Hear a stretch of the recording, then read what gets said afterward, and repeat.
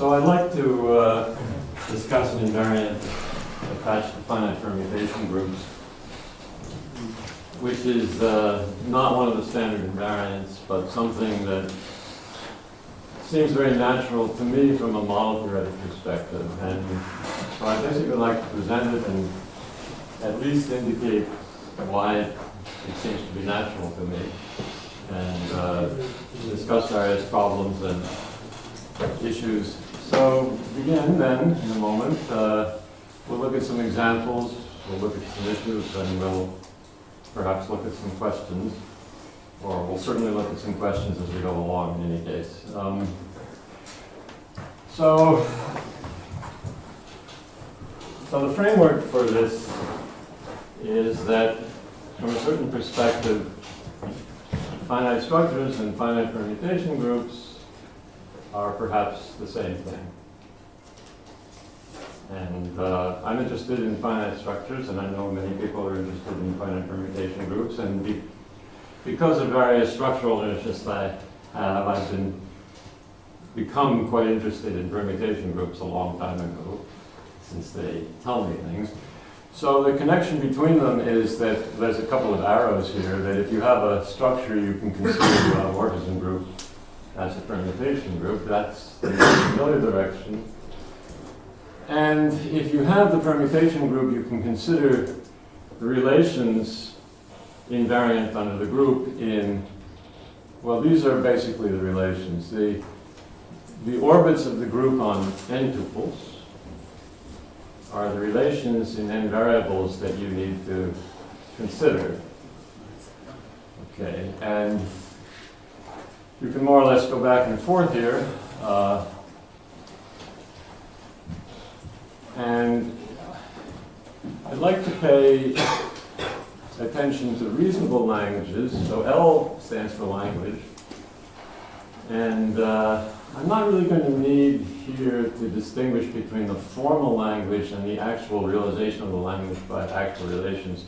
So I'm not really, when I'm given a graph, it's important to logicians to distinguish the language of graphs from the actual graph. But I'm basically going to be looking at one structure at a time today. So the language is the set of relations rather than something more formal. And in particular, the language of something, complexity k perhaps, is the language restricted to relations in k variables. And we prefer to work with a small value of k rather than everything, obviously. So this would certainly be one of the things you want to do. And so the permutation group theorists really know about k closed. K closed means that you're the automorphism group of that part of the invariant relational structure. That if you take the k variable relations, that the group is the full automorphism group of that. That's what k closed means. And k homogeneous is the notion that I'm interested in, and it was somewhat alluded to earlier in Kapinski's talk very briefly.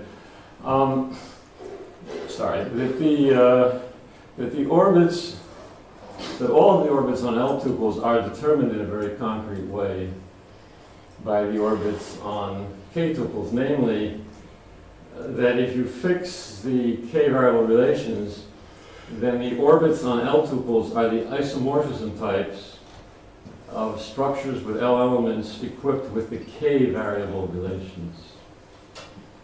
So in other words, any isomorphism at the level of the k variable relations is actually induced by an automorphism of the full language. This sounds perhaps somewhat like k closed. It's somewhat related to it.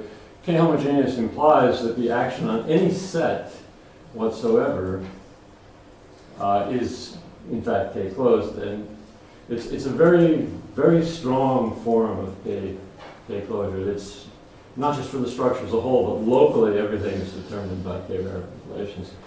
So this is the meaning of k homogeneity. I'll make it much more concrete. I mean, one of the things I want to do today is just give some concrete examples of everything. And here we go. So, I mean, this example, I think, is adequate to explain all the terminology. I haven't given a very clear definition of what I really want to talk about yet, but a more formal definition will come. But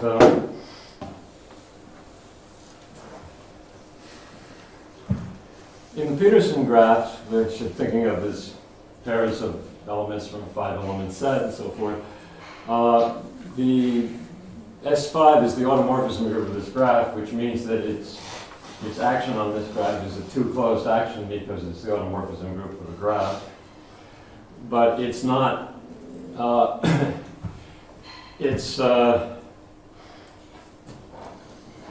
okay, what am I saying here? It's a little, I realize this is maybe not entirely clear. It's not homogeneous as a graph, and it becomes homogeneous when you look at three variable relations. What I mean by three homogeneous is perhaps not clear here. Restricted to the language L3, rather than the language of graphs, it becomes homogeneous. In other words, you need the three variable relations to make it homogeneous. This is the point I'm trying to get at. So it's too closed, fine, but it's not too homogeneous. It's not a homogeneous graph. The point is that there are two kinds of independent triples. And let's look at that. That's where the number 3 comes from. There are two kinds of independent triples.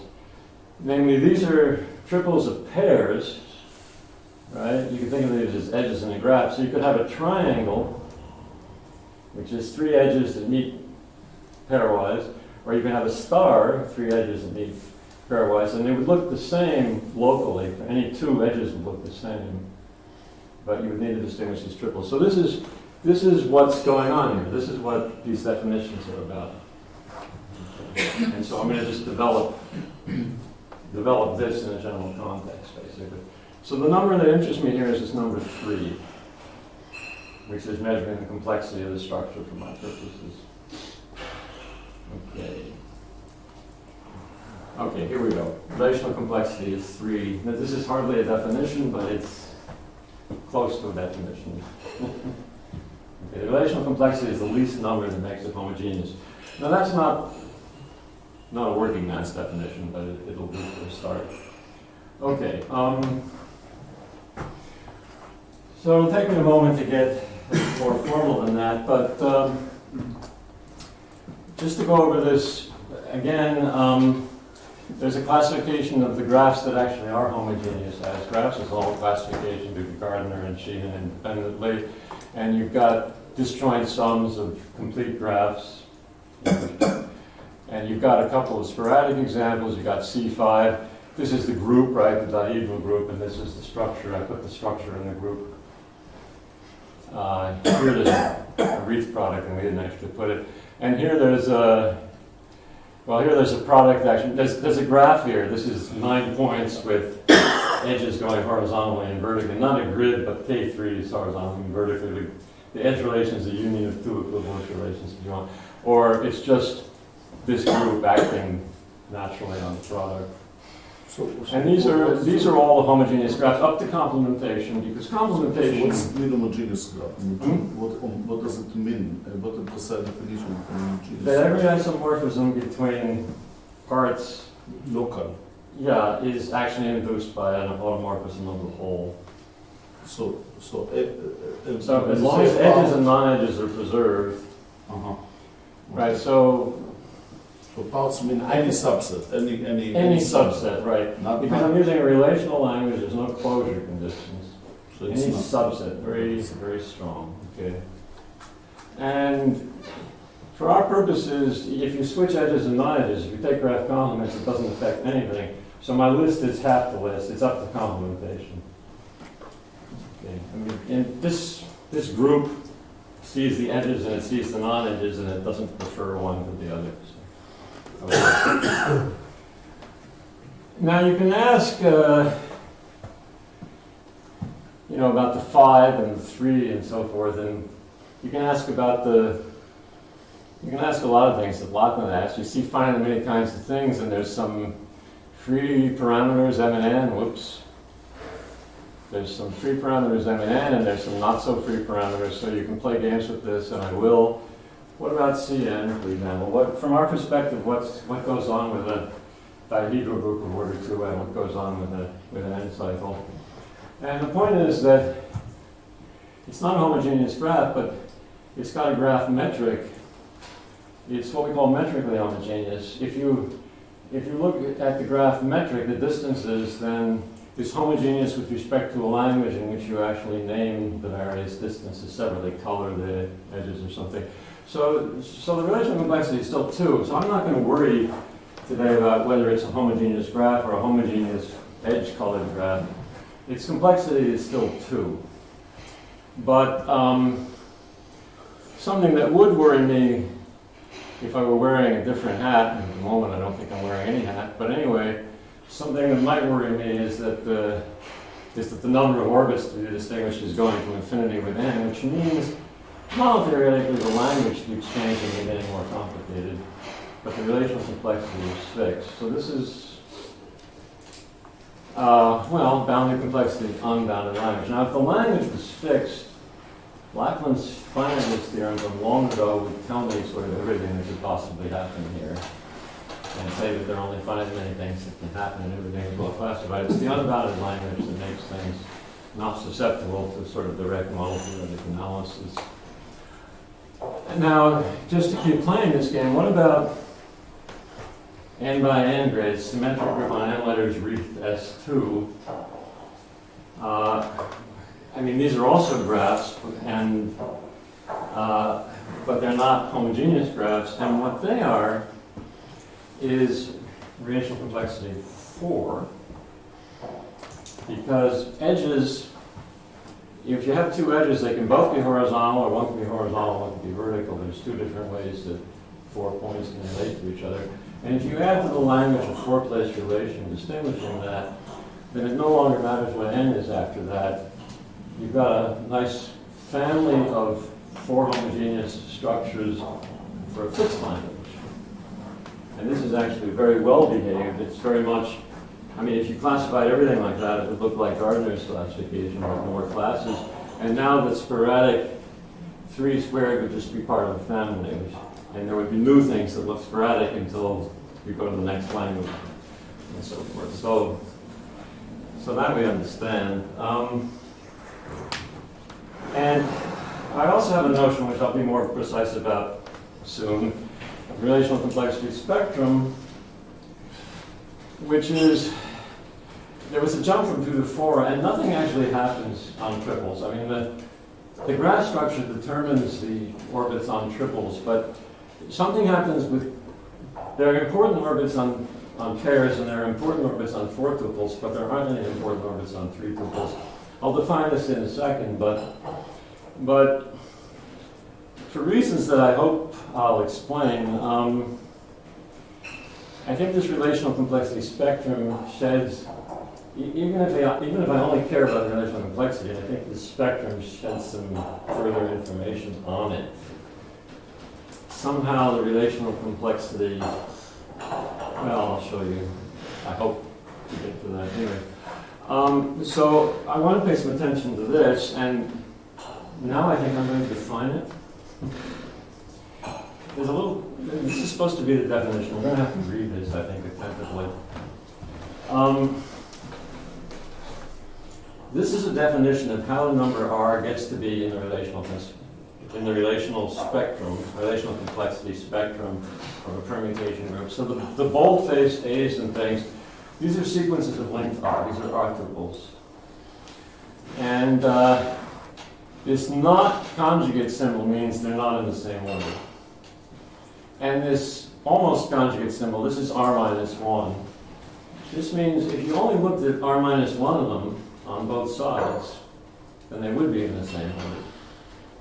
So there are different, you have r points, and you can try removing any one of those points and looking at the remaining r minus 1, and then they look the same. So this is basically isomorphism in the language with r minus 1 variables.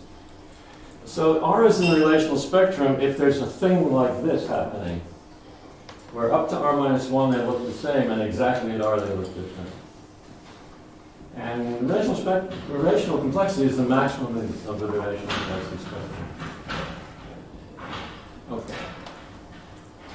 So without loss of generality, for practical purposes sometimes, since the first r minus 1 are actually in the same orbit, you probably want to take them to be the same and study just one more element. So I mean, if one is trying to compute something, then this would be relevant. Incidentally, let me make a general remark. If anybody here can figure out how to compute these things well, it could be helpful. Or back to my story. Okay, so let's look at other examples. So the general linear group, acting on an n-dimensional vector space. The relational complexity should be the dimension plus 1. Because, well, you can take a basis and then you can take one more element that's some highly non-trivial linear combination of the basis. And you would need to look at all of those elements to know which, right?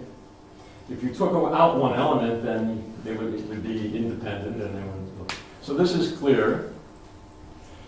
And this is one of the things in the background that sometimes I know what this number means and sometimes I don't. So in this case, I know what this number means.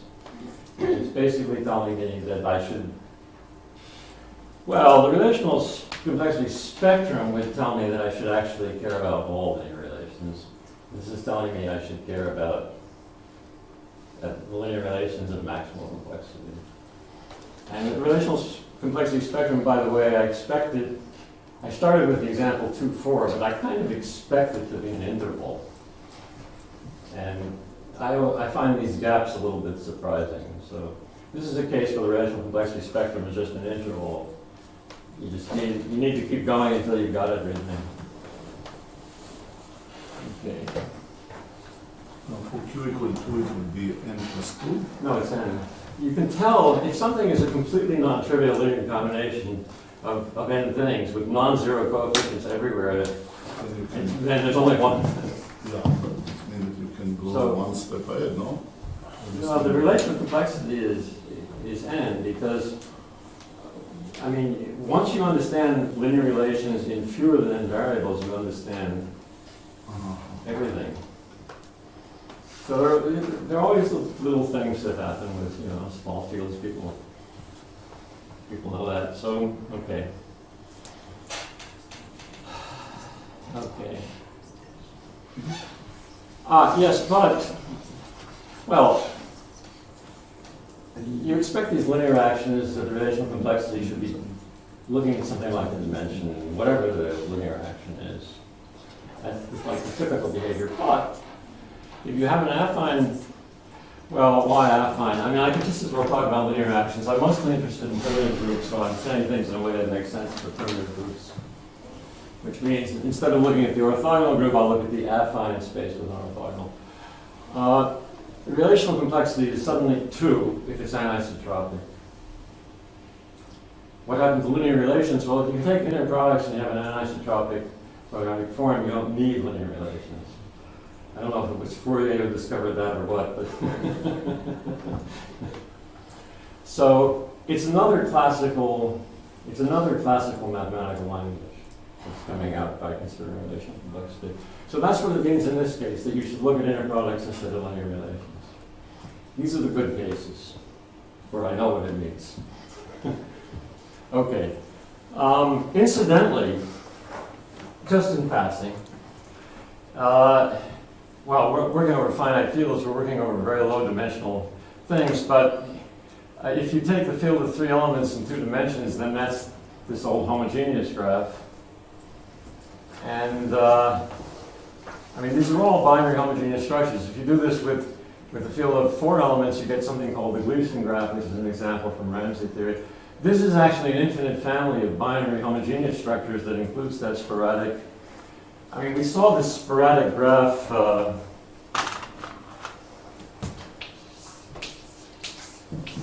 this thing, which is this thing, right?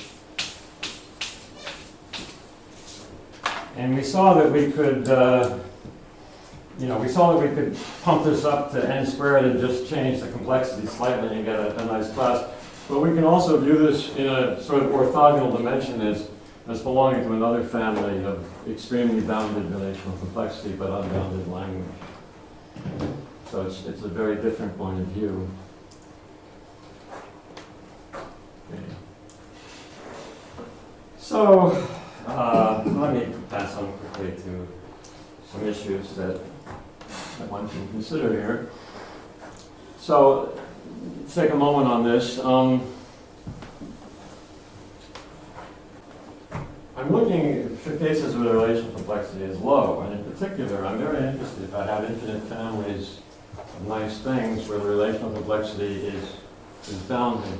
I'm interested generally in having some sense of what the relational complexity sort of would be if nothing was going on, and then looking for cases where it's significantly smaller than that.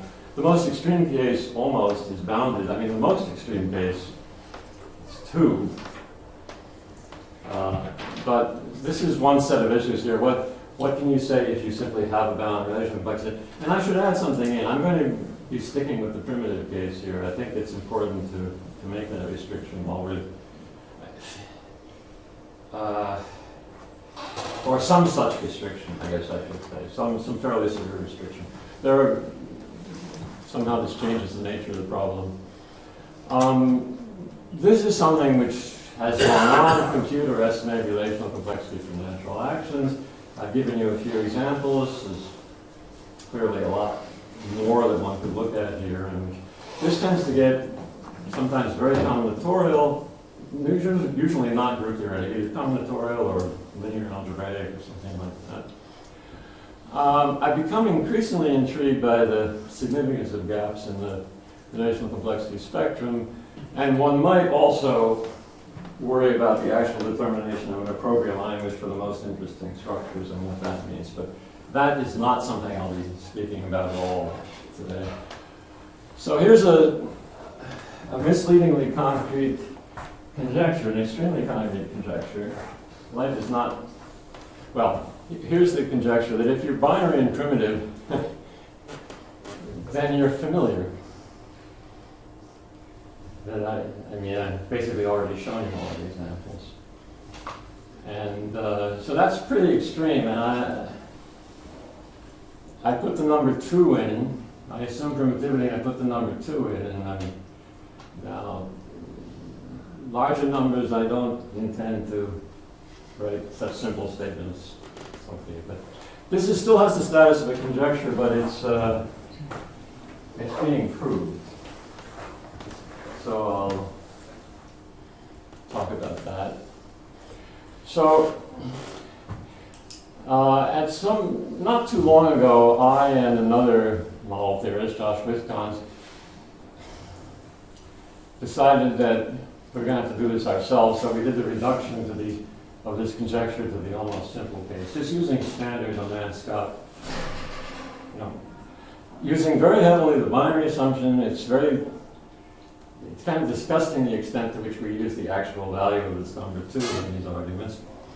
And I still wonder about that in the background.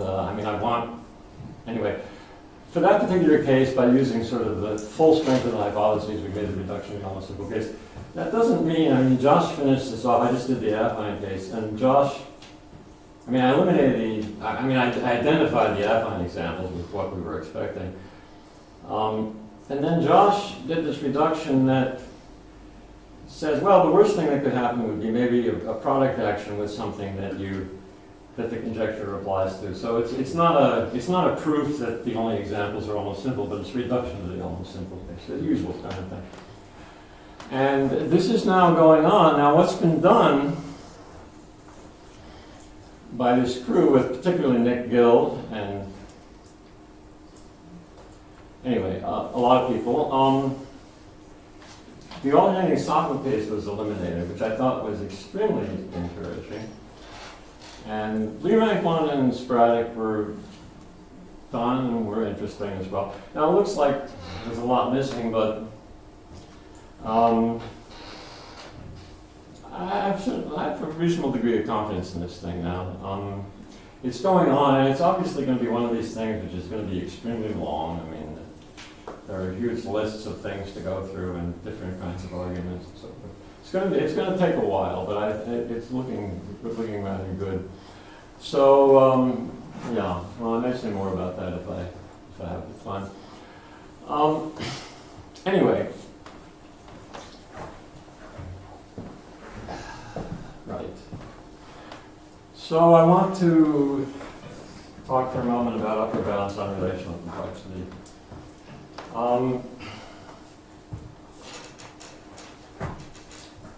Yeah, it seems to be hard to compute this in general,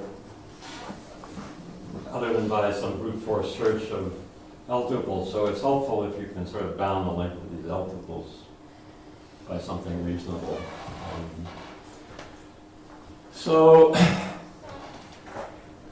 I'm calling this other invariant I'm about to define stabilizer height, which is, as you will see in a second, an extremely bad name for it.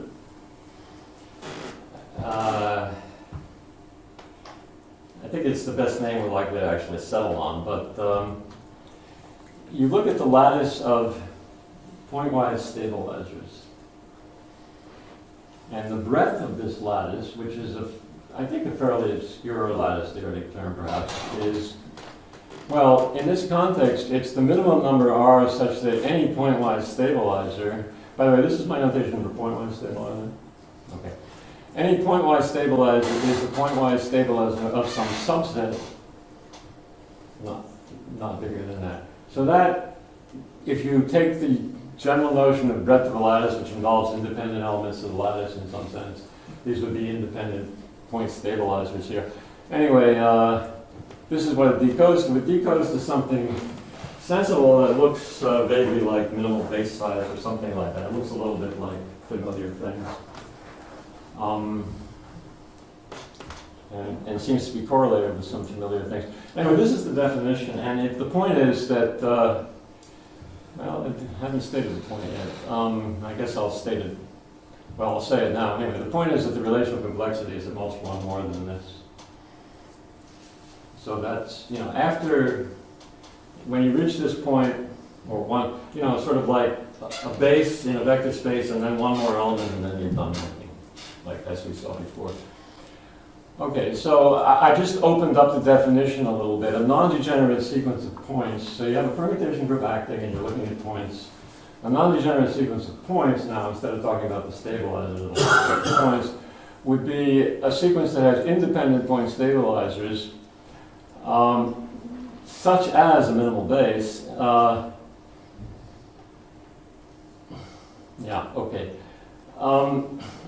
Independent point stabilizers means that any intersection of the point stabilizers requires all of the point stabilizers. You can sort of see that written in here. Independent subgroups. You can talk about independent subgroups. And the stabilizer height tends to be, in practice, the maximal size of a minimal base. Now, I think there's a few definitions of minimal base floating around. I'm using counter-runs. What's a minimal base? So you have a base, so the stabilizer is trivial, and there are no points. There's a so-called irredundant base, but what I'm saying is there are no points at all that could be removed without it, and still have the stabilizer trivial. That's a minimal base. So basically just set theoretically minimal. Not size, but set theoretically minimal. And the stabilizer height tends to be a measure of the least efficient way of computing in a permutation group. But it doesn't have to be, because maybe you have this independent sequence of point stabilizers whose common stabilizer is not trivial, but you can't actually extend it further to a minimal sequence. So they're not necessarily the same number. Well, lately, one assumes they're not the same number in general. I decided to look lately, because we had some conversations and we said, well, so we computed every primitive representation in degree 100 or less. And I have to say, I would have said nothing could surprise me, because maybe they're always the same. I mean, there's so much going on here. I mean, the notions aren't the same, or maybe the maximal length would come out the same. Or maybe it would be, randomly the same or different. Up to degree 100, there's exactly 3 times they're not the same. I find that amusing and probably meaningless. I find that surprising. And the 3 times are P gamma U34 in degree 65. There's some action on CO2 subgroup of PGU going on there. Whoops, misprint, serious misprint. Wrong group. This is an affine group, degree 81. This is a piece of the multiplicative group of the field. Now we're entirely missing the Galois group. The Galois group of order 4 was supposed to be on top here. I mean, makes a really big difference. So precisely, I mean, there's just one affine group like that. Whoops. Oh, yes. Well, I don't know what's going on here, but anyway, we'll get it back. Okay, I recognize that. There we go. Okay. Where are we now? Oh, too far. Here. Okay. So what I was fussing about was the missing Galois group. And then this guy, J2 on the Polynomial graph, exactly a degree 100, which is where I stopped looking. So what is actually happening with these exceptions? That the stabilizer height comes out bigger than that. It's a very odd question. I would never have seriously, I would never have mentioned this if the list had been anything other than this. I mean, I just thought, well, they're probably not always the same. It doesn't seem like a meaningful question to me, really. I mean, you look at this and you say, well, first of all, you say, I wish this was written properly, but you say, I guess there's a family here, I have no idea what it is. And then, you say, who ordered pizza? I don't know. These are, it would be amazing to me if there was some reason for this. But your notion of minimal base is an irredundant basis. Well, I'm not talking about irredundant, I'm talking about minimal. I mean, a minimal basis is irredundant, but it's sort of strongly redundant. You cannot omit any point, and if you omit a point, you get a non-trivial stabilizer. So it's an independent set with trivial stabilizers. All right, so we're still on the same page, that's good. So I don't know. I mean, one could look past 100. These small degrees, it's hard to know whether that means anything. But anyway, okay. So I finally got to the point of all this. So the previous side comment has disappeared. The definition is still here, and it's significantly marked. If you do a brute force tree search up to this point, which is sort of, well, okay. I guess not what I'm here to talk about today. But anyway, there is some bound for how far you have to look, so you might actually be able to do it. What would be really helpful is if somebody could actually tell me how to get this, how to compute this, how to actually compute this bound. I think it's very easy to get witnesses for relational complexity of the right length. It's hard to know that you're done looking. And a significant portion of the time, well, usually the relational complexity in random examples, it tends to be either the stabilizer height or the stabilizer height plus 1. Now, if it's the stabilizer height, I don't know how to stop looking, but if it's the stabilizer height plus 1, I know I can stop looking if I know what the stabilizer height is. So, okay.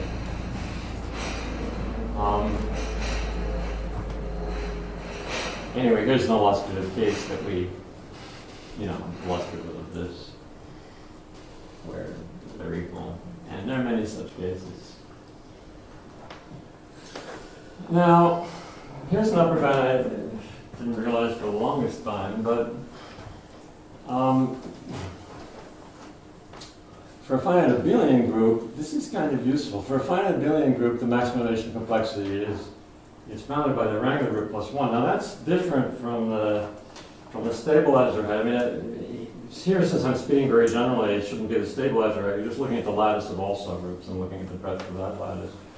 Now the breadth of the, let's say you're talking about a cyclic group where this number is 2, but maybe the cyclic group is actually a product of a large number of co-prime cyclic groups. So maybe the breadth is actually quite high. So this is a case where the relational complexity actually diverges from the breadth. In a useful way, it's lower, and I know that it's lower. So this can be kind of, actually handy. So this is sort of one case where I can use a better bound. And one has to make a little group theoretic argument. There's no structure theoretic argument that I'm aware of that is at all relevant. And here's a, so to speak, another version of that, user-friendly. I mean, prepared for use. If you have a normal subgroup with abelian quotient, then the relational complexity of the whole thing, G, is bounded by the stabilizer height of the smaller part. And then this is a number which I like, and this is the rank of that abelian quotient, which might be a helpful number, and then plus 1. And I'm a little, well, okay, this is sometimes useful. I mean, for example, it tells us something I really didn't realize for a long time, that the relational complexity of the semi-linear group A gamma L and Q is at most n plus 3, because you come down to the linear part, which you understand, and then the Galois group is cyclic, so it doesn't complicate matters very much. And for a long time, I thought that the primes dividing where the Galois group should come in, but this says that no, actually we almost know everything. And if you look at lower bounds for q greater than 2, this number will be one of these two numbers. And damned if I know which. This is one of my questions. When is it 3 and when is it 4? And I know it's sometimes one and sometimes the other. And I suspect, this is your kind of little number theory here. I don't understand this at all. But, anyway, we're getting back toward combinatorics almost, but we've landed in number theory. Okay. Okay. All right, let's do combinatorics for a second. I mean, there are nice examples that you do understand which are combinatorial, and also nice examples that you don't understand which are combinatorial. But let's consider actions on K-sets. The symmetric group on N, I'm imagining N is large now, just for it's the way to imagine it. K is fixed, and I'm not thinking about how does a symmetric group on n variables act on K-sets. What's the relational complexity of that? And I started with the stabilizer height. Yeah, I'll get back to relational complexity. So the stabilizer height. Okay, so this is a case where a little combinatorial argument, you can compute the exact stabilizer height, and it's kind of amusing in sort of semi-sporadic type things that happen. A little bit of variation. It wants to be n minus 3, but sometimes it's other things. And there's this one little case. It's kind of a funny number in there. 2 pi plus 2. It's momentarily a little bit higher. And then anyway, now coming down to what I'm actually interested in here, the relational complexity of the symmetric group on K-sets is really nice. I mean, I hadn't realized for quite a while how exceptionally nice this really is. I mean, this is a bounded case, and I've been, looking for other bounding. I mean, this is very rare, maybe. This may be a completely misleading thing. I think this is kind of interesting, and it's not very hard to understand. There's something that's, I don't know, it's analogous to linear algebra somehow. You don't have to look at very complicated relations to understand, right?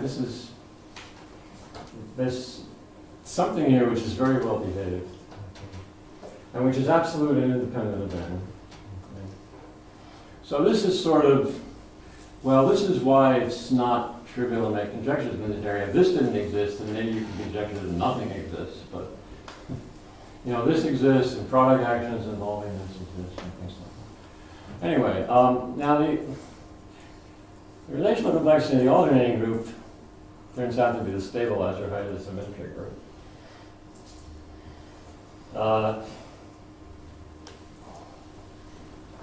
So there's this notion of cohort invariant groups. You have, say, you have a group, say, with, normal simple group with simple, with a fixed simple socle. and you decide how the simple group is acting on your set, and then everything goes where the socle has that same action is in a cohort. And there's some question about how the relational complexity is going to vary over a cohort. And it's kind of weird. I mean, for some purposes, the symmetric group and the alternating group are very close together, but they couldn't be farther apart. I mean, the symmetric group is on K6 is the best behaved example I've ever seen. And the alternating group just wants to know what the stabilizer height of the symmetric group is. And this is the point where you start looking at relational complexity spectrum to see what's going on here. The relational complexity spectrum, the symmetric group is just the interval from 2 up to what it is. Okay? The relational complexity spectrum for the alternating group is relational complexity is the part that comes from what's happening in the symmetric group, plus another part that comes from, well, this, I haven't defined this, I have no intention, but I mean, this is this stabilizer height, which I've now split into, instead of a maximum, there could be a minimum at some point. I don't know that this is true, but it's probably true and probably provable. That the relational spectrum for alt n on K sets is the part that comes from the symmetric group, which is definitely there, together with some interval whose top value I know explicitly and whose bottom value I do not know explicitly, and I certainly don't know that this is actually an interval. But I'm pretty sure that this should be true, but you have to know a lot more than I do to prove it. It's combinatorial. But here's, in any case, an example where you can just compute it out and everything is working fine. This is the alternating group of size 11 on triples where you can compute and it comes out to be what it should be. Okay. So somehow this relational complexity seems to be asking slightly different questions in slightly different settings. Okay, so there's that. Now I have to decide what I really want to say. Well, I don't think I want to go into details here, but the next, if you're just going through actions one at a time, you might want to look at the action of the symmetric group on partitions of fixed shape. And I find this very hard. And Josh Wisconsin, I mentioned before, is very interested in that, I think. But we all find it very hard. And we did manage to understand the shape n times 2. So when you have, the meaning of n here is changing. I now have 2 endpoints, and I'm breaking them up into partitions of sets of order 2 and sets of order 2. So n times 2 shape. That one can understand the relational complexity. That's the only case where I actually understand at all well the relational complexity. And in particular, we don't really understand 2 times k, and there's this vast literature on partitions. It seems to me that if you study partitions long enough and seriously enough, eventually this invariant somehow ought to appear at some stage, and maybe it's in the literature in some highly disguised form. Anyway, I'll skip this and come back to the binary case. So, well, the binary conjecture was reduced, as I said, to a rather simpler conjecture of the state that a binary primitive action with simple socle is a symmetric group. And naturally, with the alternating socle case already established, so the conjecture is really that none of the other things can happen. Yes? That makes sense? So basically, we've disposed of the alternating case, so the real conjecture is that if you have a simple socle and it isn't the alternating group, then it's not binary, period. Okay, so this is the rest of the conjecture. And as I said, the alternating socle, that piece was handled by Gill and Spiga. And questions about eliminating the rest, which, as I said, is in very competent hands right now, but I thought I would say something about that. So, as my time is wearing on, I thought I might glance at the monster. Because, I mean, it's a case study. I mean, at some point you have to deal with the monster, and if you can deal with the monster, you probably have some techniques. So let's take a look at the monster for a few minutes. So there's 44 known conjugacy classes that I suppose in a few years will be known to be all of the conjugacy classes. But anyway, there's a couple of sockles that haven't been completely dealt with. And so there are lists. Okay. So now you get, unfortunately, into the situation where you really start using the fact that you're talking about relational complexity too specifically, and you start having these little tests for how you show that something isn't actually binary. So here's one of the facts that turned out to be useful. That if you have this little configuration, well, you could phrase this as a criterion for not being binary, but the way it's been stated in a more positive way, that if you're in a group which in fact is binary and you find a certain kind of very simple elementary abelian P group of rank 2 with all the elements conjugate in the larger group, and if there's an element here which is fixing a point, then there's actually a subgroup of order P squared, which is, well, somewhere there's a subgroup of order P squared. I mean, not here, but there's a subgroup of order P squared, which is fixing a point. This is a nice test that applies a lot of times. There's kind of a proof up here. It's kind of getting late in the day, but maybe we could kind of glance for a few seconds at this picture here. And I mean, I just kind of drew out a picture of sort of the geometry that's implicit here. You have, I mean, these are all conjugates, so they all fixed points, and you can look at various orbits of a fixed point for one element under the other elements, and you wind up with 3 orbits of length P, on which you sort of understand the action of A and B and AB. And this binary thing is incredibly strong. When you look at this picture, it turns out that the element which is trivial on 2 of these orbits and acts like this guy on the 3rd has to be, it's in the 2 closure of the group on this set. For any pair of points, there's something in what you've already got that does that to the pair of points. You've got like trivial and gamma 3, trivial and gamma 3. And so what you get is an element that looks like this, which is also in the point stabilizer. And that's it, basically. So I mean, that's the proof, really. So it's very handy. So what does it do? Well, it eliminates 20 out of 44 cases before you even start. Just by knowing the sizes of the groups involved and a few things about conjugacy. It also eliminates the troublesome sockles. I mean, so there are 3 primes for which this test works very well. So now you're down to 16, and then this gets rid of another 13.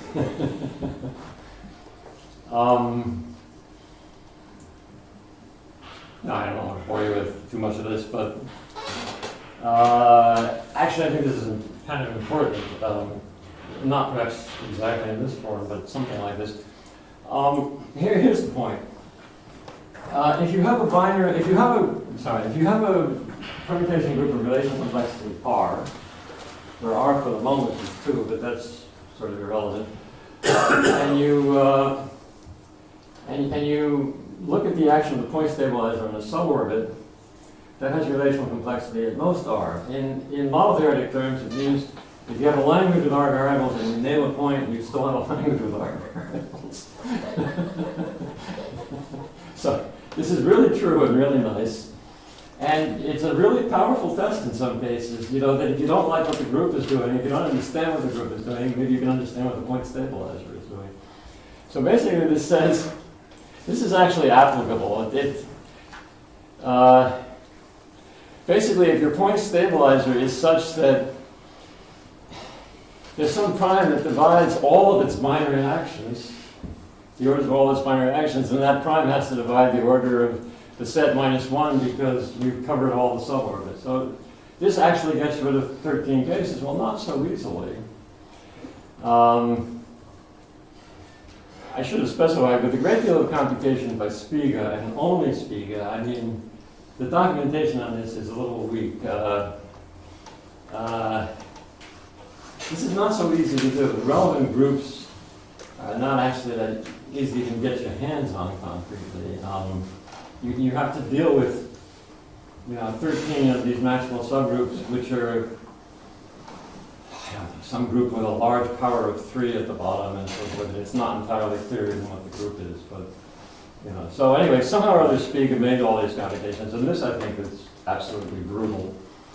But he got rid of 13 things, which leaves you with things like this. And I'm kind of a little bit over my time, but maybe I'll just show you. I think I'll finish by just maybe looking at one of these cases here because it's kind of interesting. So, well, you have to get structural again. You have to understand. Now you have to understand something about how the group's embedded in the larger group. I mean, you can't put the monster in a computer, but let's come down and look at how they knocked off this guy here. So this guy happens to be the normalizer of a subgroup of order 3. This is the point stabilizer that we're trying to get rid of here. And there's an element, and this is the Thompson group, and there's an element in there who's, well, I guess I want centralizer here, whose centralizer is, has a very explicit form, and which is a maximal subgroup of the point stabilizer. And furthermore, you can conjugate this guy to this guy. So you need some conjugacy information, conjugacy classes, how to distribute it through the group. And then what happens is if you conjugate M by the element that takes A to AB, and then the normalizer of A to the normalizer of AB, then you get this group here, which is basically the A that you already had times this maximal subgroup of M. Okay, so M intersected with this particular conjugate is a maximal subgroup of M, or rather contains a maximal subgroup of M, and therefore is actually equal to it. Actually, in this case, equal. Did you get equal this time from what we had here? I guess so. And what this means is that the orbit of M on this particular suborbit is actually permutation isomorphic to a particular primitive action of Thompson, which also has to be binary, but that's a smaller group and it's already been disposed of. So that's how that goes. Okay. Now, I don't know.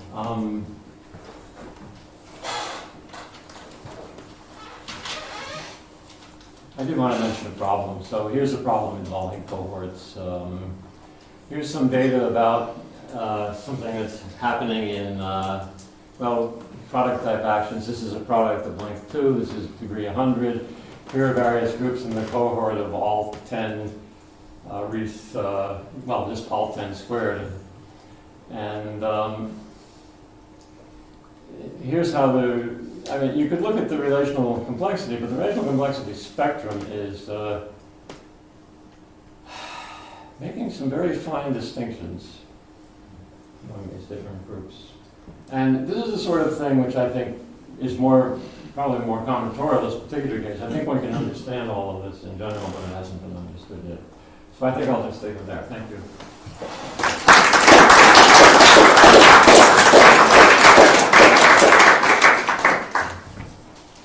Questions? The comment that the monster cannot be worked with on a computer is inaccurate. I mean, Ron Wilson has been working with this for 20 years. Well, what I actually said was you can't put the monster in a computer. That's not strictly true. Because I think it's literally true. I mean, you can represent the elements of the monster in a threefold way and work with them and multiply them together. The question around whether that's I think almost like, well, yes.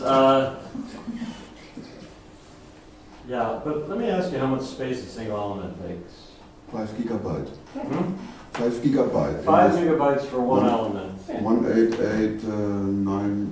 Okay, so I'm told because one element is 5 gigabytes that I can get the group in the computer. I mean, I won't dispute it. Okay, I stand corrected. In fact, I'd love to be able to put it in my computer. But I also don't know how to actually extract a usable... I mean, I can't in GAP, for example, ask it to give me the maximal subgroups of the monster, for some reason it won't do it. You know, it will do everything else, but it doesn't. Nobody bothered to put them in there. Okay. So I mean, I can't. If I could ask Gap to at least pull them out, I might be able to. For a second, I was going to try to reproduce Spiegel's computation, and I looked at it and I said, "How did you actually do this?" And he said, "Well, I had a lot of trouble building the groups." So it said in some cases I wasn't sure which one they were, so I built all possible forms. So I don't know, but okay, you're not convinced. Well, you should explain to me sometime. So I have a question, if you can clarify the intuition here. I can sort of see why you might consider a highly I'm transitive. having a little trouble hearing. I can see why you might consider a highly transitive group to make a higher complexity, because then it can act on a lot of things. I think I understand your question. Your question is this really a measure of complexity? Yeah. I mean, And I'm not going to stand here and say that it is. I mean, does a larger dimension in a vector space mean that the structure is more complex? Well, no. The only claim that I would make is that the dimension of the vector space is a useful number. And for my taste, I'm not, useful, I mean, to me it's an interesting number. And there are some theories that work well when you have bounds on the number of orbits, and what I've basically done is completely dropped the bound on the number of orbits. I mean, yeah. well, but There's another version of your question, which is, what happens if I allow functions? I was going to ask a slightly different version, which is that often you take the relation you have and then you do more to it. You refine the relation until it's stable or something like this. You might color refine a graph or something. So Does the number of variables increase? I guess that's what I guess it's equivalent to that. I would have to say. I'd have to go If check. the number of variables increases, there are some, that may be computationally relevant at least. Well, I mean, a lot of these Weiss-Layman type labelings say, look, you gave me a relation, and from that I can infer a better one. And I'll do that, and now I can actually start answering your question about its complexity being a lot I lower. think you like looking at binary relations, right? I was thinking of n-ary, but if it's binary, that's fine. Then it would be coloring, the vertices instead of the edges or something. But I guess I'm trying to say, like, on a computational level, it's really not an issue with then taking out a transitive closure of some kind and filling in more to your relation than's given to you. And now you know more about your structure, and you didn't really lose the Well, invariance. remember, I'm not trying to compute in a group or anything like that. No.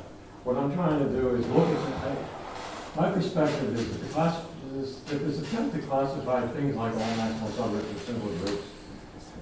When you say it structurally, it sounds insane. You're trying to classify all the finite structures that don't have any non-trivial equivalence relations on them. Yeah. I mean, ask a combinatorialist, can you classify all the finite structures that don't have any non-trivial equivalence relations on them?